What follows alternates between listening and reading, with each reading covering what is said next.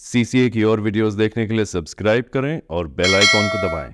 कि अभी ईद की रौनक बुझी भी नहीं थी और हमारी जड़ों पर एक नया फरमान लाया गया। पहले उत्तर प्रदेश में मुसलमानों को नमाज पढ़ने पर रोक लगाई और फिर सौगात में ये बिल लाया गया।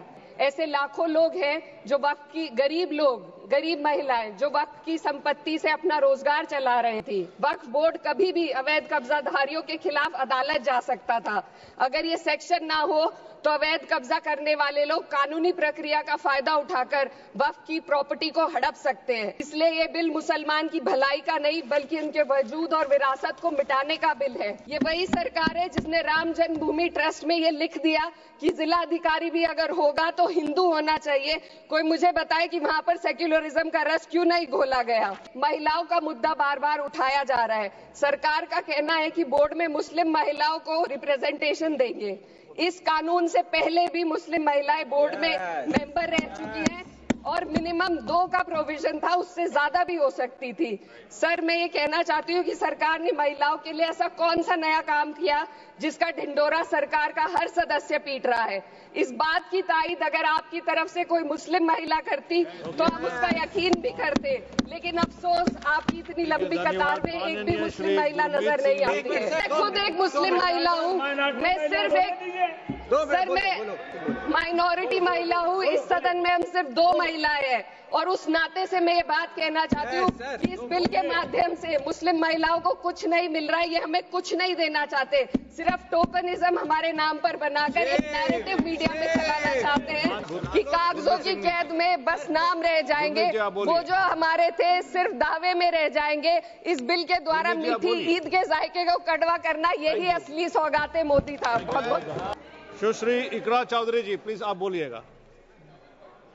धन्यवाद सभापति जी। मैं सबसे पहले दाद देना चाहती हूँ इस बिल के टाइमिंग की कि अभी ईद की रौनक बुझी भी नहीं थी और हमारी जड़ों पर एक नया फरमान लाया गया। पहले उत्तर प्रदेश में मुसलमानों को नमाज पढ़ने पर रोक लगाई और फिर सौगात में ये बिल लाया गया। निसार में तेरी गलियों पे है वतन, जहाँ चली है रिवाजो गैर कि कोई ना सर उठाकर चल सके। मैं सभापति जी आपको ये बताना चाहती हूँ कि ईद के मौके पर एक विधवा महिला अपनी लड़की के साथ मेरे पास आई और उसने बताया कि वह एक वक्फ की प्रॉपर्टी में रहती है।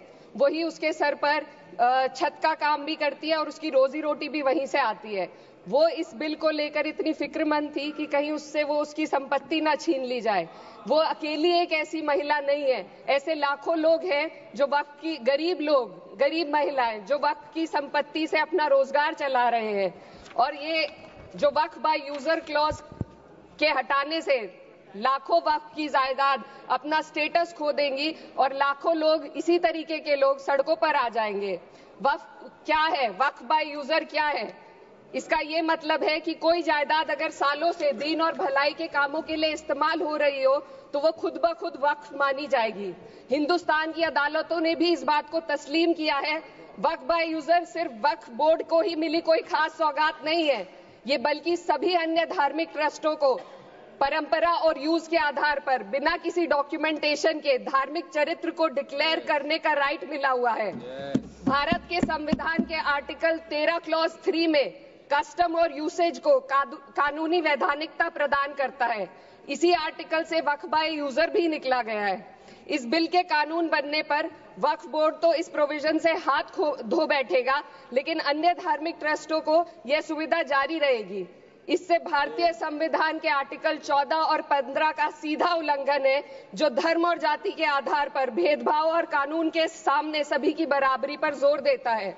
मैं इसके साथ ये भी कहना चाहती हूँ कि सत्ता के लोग जो एक दूसरे की पीठ थपथपा रहे हैं कि वक्फ बाय यूजर का जो अमेंडमेंट इन्होंने दिया उसको एक्सेप्ट कर लिया गया है, लेकिन इनकी शरारत यह है कि उसके साथ ही एक ऐसा प्रोवाइजो इसमें शामिल किया गया जिसके आधार पर यह कहा गया है कि अगर कोई भी वक्फ की संपत्ति विवादित हो तो वो अपना वक्फ स्टेटस खो देगी। तो जो अमेंडमेंट इन्होंने दिया है जिसको एक्सेप्ट कर लिया गया है उसका कोई मतलब नहीं है, ये इनकी नीयत है जो साफ जाहिर हो रही है। सोने पर सुहागा एक काम और किया है, सरकार ने वक्फ की कानून के सेक्शन 107 को हटाकर लिमिटेशन एक्ट में 12 साल तक ही किसी के खिलाफ अदालत में जाने का प्रोविजन है। सेक्शन 107 में बोर्ड को लिमिटेशन एक्ट से राहत मिली हुई थी। वक्फ बोर्ड कभी भी अवैध कब्जाधारियों के खिलाफ अदालत जा सकता था। अगर ये सेक्शन ना हो तो अवैध कब्जा करने वाले लोग कानूनी प्रक्रिया का फायदा उठाकर वक्फ की प्रॉपर्टी को हड़प सकते हैं। अन्य धार्मिक ट्रस्टों पर भी ये लिमिटेशन एक्ट लागू नहीं होती, तो फिर वक्फ बोर्ड के साथ ये सौतेला रवैया क्यों किया जा रहा है? धर्म को देखकर दोहरी नीति क्यों अपनाई जा रही है? सेक्शन 107 और वक्फ बाय यूजर को अगर एक साथ पढ़ा जाए तो इससे लाखों वक्फ की प्रॉपर्टी पर कब्जा किया जाएगा। इसलिए ये बिल मुसलमान की भलाई का नहीं बल्कि उनके वजूद और विरासत को मिटाने का बिल है। हिंदुस्तान में बहुत सारे धार्मिक ट्रस्ट हैं जिसमें उस खास मजहब के लोग शामिल होते हैं और उसका इंतजाम करते हैं, और ये बात समझ में आने वाली भी है क्योंकि जो व्यक्ति अपने मजहब के रीति रिवाज को जितना अच्छे से समझ सकता है किसी अन्य मजहब का व्यक्ति नहीं समझ सकता। आर्टिकल 26 क्लॉज 2 के तहत धार्मिक संप्रदायों को अपने मजहबी इदारों के एडमिनिस्ट्रेशन का हक देता है, लेकिन वक्फ बोर्ड के बारे में इसको उल्टा किया जा रहा है। Sir 2 minute sir please 2 minutes. सरकार इसे एक सेक्युलर बॉडी मान रही है और इसमें गैर मुस्लिमों को शामिल करने की बात कह रही है। आपके मुंह से सेक्युलरिज्म की बात सुनकर अच्छा लगा, लेकिन अगले ही पल ये भ्रम टूट जाता है क्योंकि आपको सिर्फ दान देने के लिए प्रैक्टिसिंग मुस्लिम का आपने क्लॉज डाला है, लेकिन बोर्ड में बैठने के लिए मुस्लिम होने की कोई आपकी क्लॉज नहीं है। तो इससे आपकी जो दोहरी नीति है वो साफ जाहिर होती है। ये वही सरकार है जिसने राम जन्मभूमि ट्रस्ट में ये लिख दिया कि जिला अधिकारी भी अगर होगा तो हिंदू होना चाहिए। कोई मुझे बताए कि वहां पर सेक्युलरिज्म का रस क्यों नहीं घोला गया? सर आखिर में मैं अपनी बात को खत्म करने से पहले महिलाओं का मुद्दा बार बार उठाया जा रहा है। सरकार का कहना है कि बोर्ड में मुस्लिम महिलाओं को रिप्रेजेंटेशन देंगे। इस कानून से पहले भी मुस्लिम महिलाएं बोर्ड में मेंबर रह चुकी हैं और मिनिमम 2 का प्रोविजन था, उससे ज्यादा भी हो सकती थी। सर मैं ये कहना चाहती हूँ कि सरकार ने महिलाओं के लिए ऐसा कौन सा नया काम किया जिसका ढिंडोरा सरकार का हर सदस्य पीट रहा है? इस बात की तायद अगर आपकी तरफ से कोई मुस्लिम महिला करती तो हम उसका यकीन भी करते, लेकिन अफसोस आपकी इतनी लंबी कतार में एक भी मुस्लिम महिला नजर नहीं आती है। सर मैं खुद एक मुस्लिम महिला हूँ, मैं सिर्फ एक